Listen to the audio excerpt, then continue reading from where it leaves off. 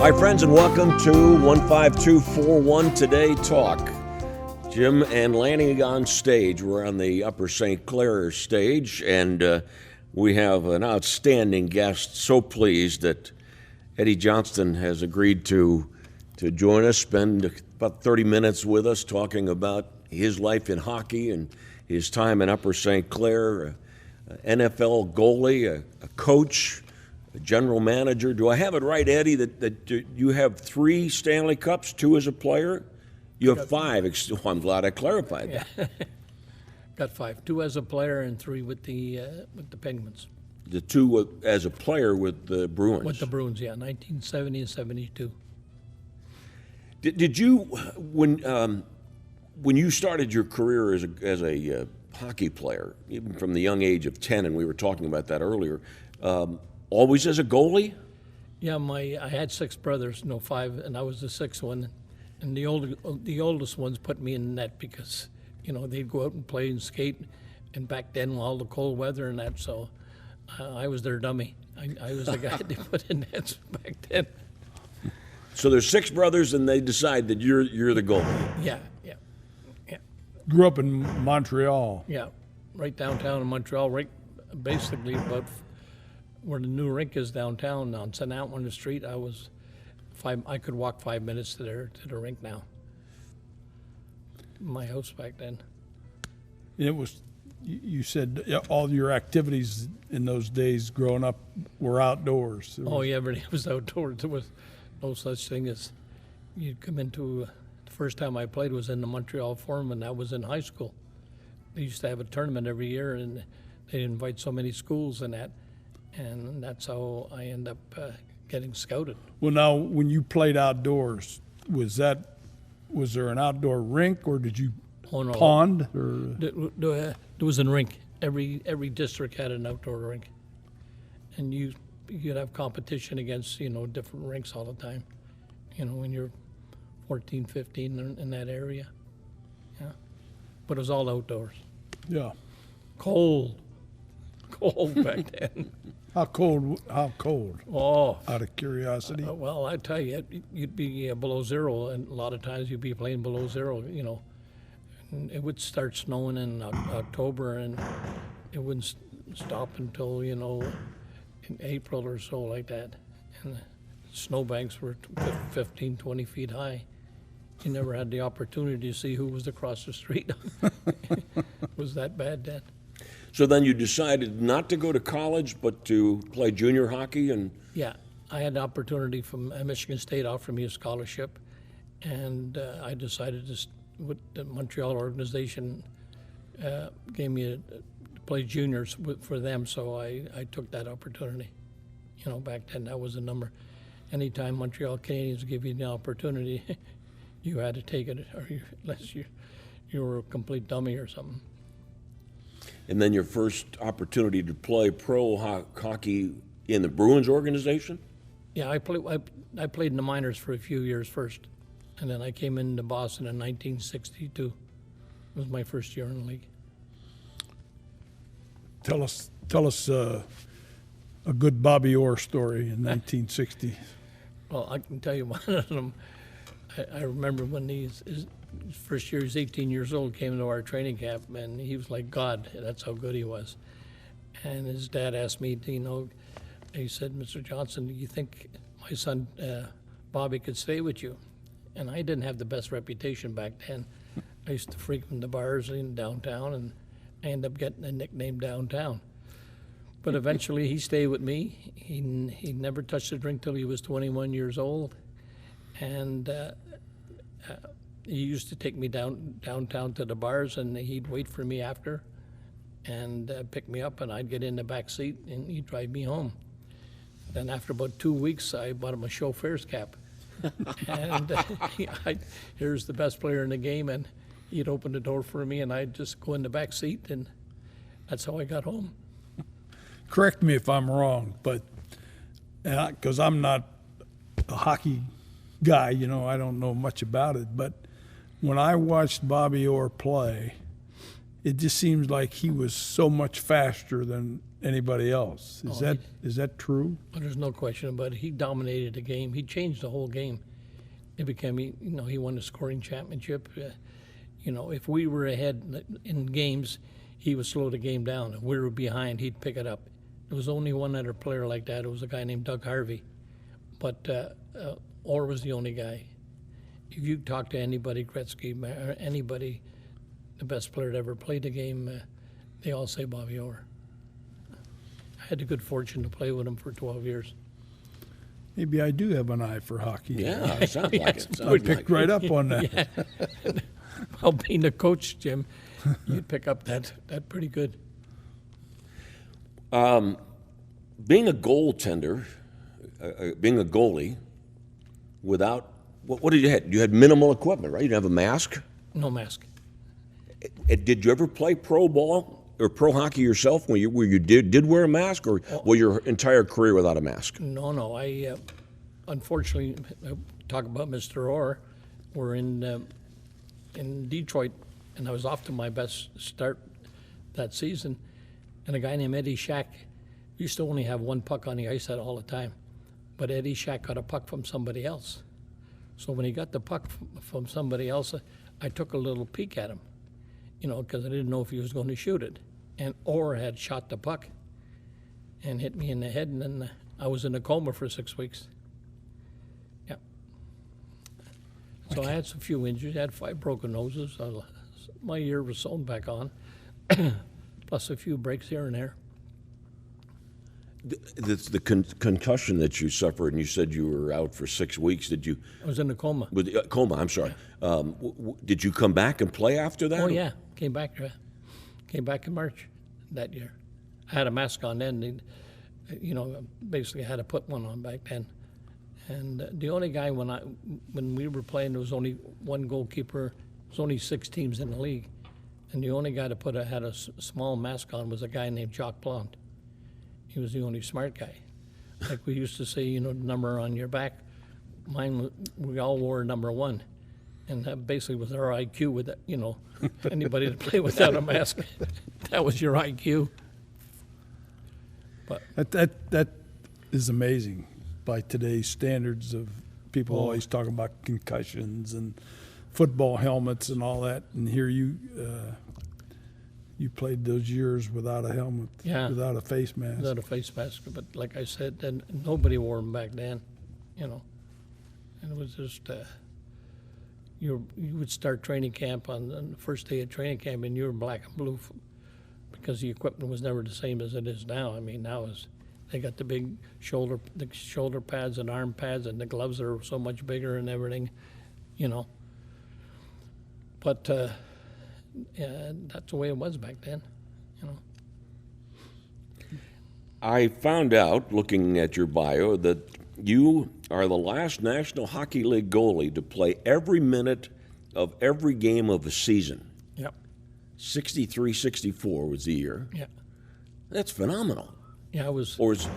And I had a few broken noses that particular year. I'll tell you a real funny story.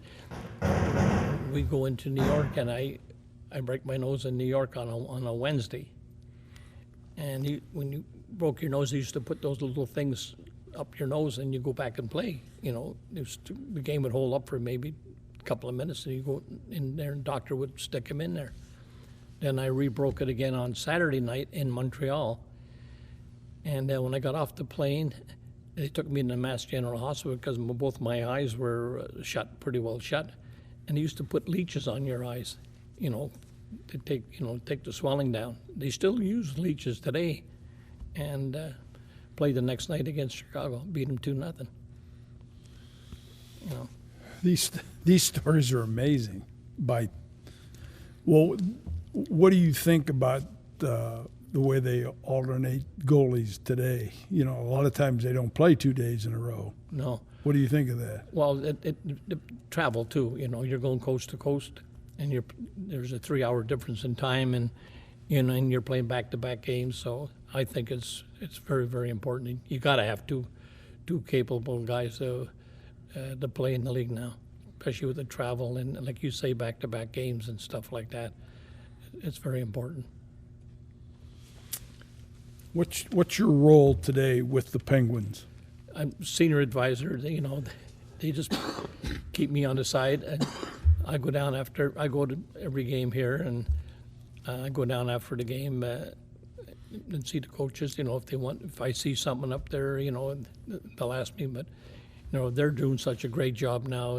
Our coaching staff is terrific, and and so I just go down and try to give them a pat in the back because they do everything, and I've had enough. I've interfered enough when I was coaching in that, so I just leave the coaching staff alone. Do you interact with Jim Rutherford? Yeah. I go to a lot of practices, and we'll sit up there, and if he says anything to me, or asks me something, my opinion about anything, fine. But Jimmy's done a fantastic job. His evaluation of players and the deals that he's done for our hockey club. In fact, he's going into the Hall of Fame in about 15 days. Well deserved. I enjoy listening to him on TV when he's interviewed, and then I've read about him, and he seems like a very competent. Oh yeah, he is very competent. Wily fox. Oh yeah, he's an ex-goalkeeper. Yeah. Yeah, I mean, Jimmy's got that little thing about him. You better pay attention. He's very good. I felt when I was a baseball announcer that former catchers made the best managers. Is it true that former goalies make the best head coaches? I wouldn't say 100%, but you get a different view because you start from the goalkeeping out, and you see your own end and all that, and you see how teams set up on power plays. So that's how I came in, involved. And when my first year coaching, I used to go a lot of practices with the Celtics, Tom Heinsohn and all those guys. And Tommy Heinsohn was the guy that really helped me because I used to run picks. I ran picks on my power play. And when I coached the Blackhawks, I broke the record 4 years in a row, and they were all basically on picks, And we used to go and have Tommy and I would go have a few beer, and I'd go watch practice, and and it was very important. And that's what saved our team a lot of times here. I remember my first year I came in here, we had 21. Usually at training camp, Jim will tell you, you have quite a few guys come in trying to make your hockey club. My first year, we had 21 guys. Everybody made the team, which was unheard of. And we made the playoffs that year, and we made it solely because of our power play. And that was all picks from Tommy Heinsohn. So I gave him credit. I think that's How about that marvelous. NBA Yeah. yeah. You'd never think that an NBA guy would have an influence over a hockey guy, based on what I know about it. The two guys, Sutter, who used to coach L.A., and Joe Quenville, who coached the Chicago Blackhawks. They played for me, and Randy Carlyle. I remember Randy Carlyle come to see me when he was coaching Anaheim, and they won the Stanley Cup that year. But I ran into him about a month before that, and he asked me to go over because he was on my team when we broke the record for power play goals on picks. And we went through it, and I showed it to him. And I'm in Montreal for the draft, and Randy comes over and gives me a big hug. And he says, "You know why we won the cup?" He said, "Remember that little session we had about the picks?" He said, "That's how we won the cup." And teams still use it now. Only the guys that have been using it are guys that played for me. And that's and it's a very easy play. Mario will tell you, because when I ran the picks here, one guy was open all the time. One guy's open all the time. Speaking of Mario, those of us here in Pittsburgh we're very fortunate. This is a great franchise, having had Mario Lemieux play here and be an owner of the team, and of course Sidney Crosby being here. It's so fortunate for those of us that love hockey and this hockey franchise in Pittsburgh. Well, we've had the best player in the game since Mario in '84. And we've had him. We've had Yager came in when Mario had had the sickness, cancer and that, and then from then on we got fortunate enough. Mario came back in, and we got lucky with Crosby in the draft, and so we've been blessed with the best player in the game for 30, 40 years, which never happens, never happens. I got a Mario story, Lanny. Okay. Eddie and I were playing golf in Florida, and we had a good day. And when we were done, he said, maybe we can play together tomorrow. And he says, I'll talk to Armin. Armin Delavade was our host. I said, that's great. So I told Pam, I called Pam, I says, well, I played golf today with DJ, and he wants to play again tomorrow. And I really enjoyed that. So tomorrow came, and he said, I can't play with you today. Said to me, I can't play with you today. He says, Mario showed up, and he says, my boss. So anyhow, I called Pam, and I says, that doggone EJ, he told me he wanted to play, but he blew me off for some guy named Mario. And Some guy named Mario, yeah. And Pam didn't pick up on it at first. She said, well, that son of a gun. Oh, yeah. Oh, yeah. The boss calls, you got to go. That's what happened. What's the best thing about coaching an NHL hockey team? I think improvement. I think, you get a lot of rookies come in the game, and, you see the progress in that, And I think when you're coaching, you watch, your evaluation of the other team. If you see things, you got to learn when to shorten your bench, late in the games, and if you're up a goal or down a goal, you got to be able to take your offensive players if you're down a goal and shorten the bench, put your top skilled players. And if you're the other way, then you got to you cut back on some of the guys, the high guys, skilled guys. A lot of times are not very good in your own end. They're thinking of just the other end. Mm-hmm. So you got to shorten your bench and put your defensive guys out there, especially late in the game if you're leading. You got to be able to manage your bench. That's probably the most important thing and the most fun, because when you do something and it works for you, after the game you're excited about that. Is it challenging dealing with so many personalities in terms of players, egos, etc.? Oh yeah, you got to know when to kick the button and when to back off a little bit. When I came in late coaching with the Blackhawks, there was no 2 or 3 other coaches. I coached by myself on the bench. There was no defensive coach and offensive coach. Now they have 3 guys there, and it's important to have the 3 guys. But when I started coaching in the Blackhawks, like I said, I was by myself, basically. When you were, let me take you back to those days when you were playing hockey outside in Montreal, and did you at that young age, did you let yourself think about maybe one day your name was going to be on that Stanley Cup? Well, if you lived in Montreal, hockey was the number 1 sport, and everybody played that. So, Montreal Canadiens, you had the Rock, and you had all those great players back then, and you always said, as a kid, you always said, well, I'm going to play for the Montreal Canadiens. Little did you know that you'd ever get that chance.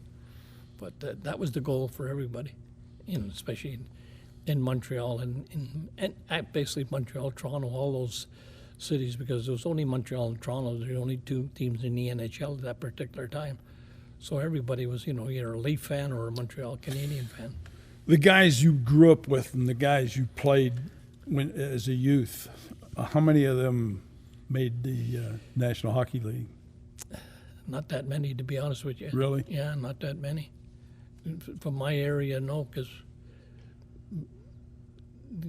I was the only guy. Everybody was in the boxing and all that stuff. Everybody, I used to box and, little for a while there, But you played other sports, but hockey, not too many guys come out of our area. I would have thought, back in those days, virtually all the hockey players were from Canada. Yeah, oh yeah. There was nobody in the NHL. I think the first kid that came in the NHL was a guy named Tommy Williams out of Minnesota. Played for us with the Bruins. I mean, he was a great player. And but a lot of that stuff happened when you get guys like Mario. When Mario came here, there was only a couple of rinks in Pittsburgh. Now there's so many rinks in Pittsburgh. And we have 10 players that are impact players in this league now, not like just playing in the NHL. They're, we got a kid right from here, Troychek. Yep. Yeah, you got Saab, you got Gibson, you got all kind of guys. There's 10 kids that are playing, are impact players on their teams from the Pittsburgh area now. There's more than 10 playing, but I'm talking impact guys. That's pretty good, and that's all. Like when Orr was in Boston, all those rinks came up, and in the high schools, and look at the programs they have here in Upper St. Clair, and all the schools now, their programs are terrific, yeah, and that's basically give credit to Mario, because once he everybody wanted to be a Mario Lemieux, How was it that you decided to live in Upper St. Clair? Well, I give credit to my wife. I can't take any credit for that. We looked around, but this was an area that we were, it wasn't too far from the rink downtown, and our practice rink was in Mount Lebanon. We used Mount Lebanon basically all the time to practice, so all that we took into consideration, plus their school system was one of the top 5 in the country. So that really helped us. How many children do you have? I got a daughter and 2 boys. I got 4 grandkids, which is terrific. You have 3 children and... I got my daughter Michelle, my son EJ, and my son Joe. And Michelle's got 2 kids, a boy and a girl, and my son Joe's got 2. He's got 2. Do they live in the area? Yeah. One lives in 5 minutes from here, and the other one lives up near Mount Nebo. There's 2 boys there. Yeah. Did your 2 sons play hockey? My son Joe played here. Was a really good player.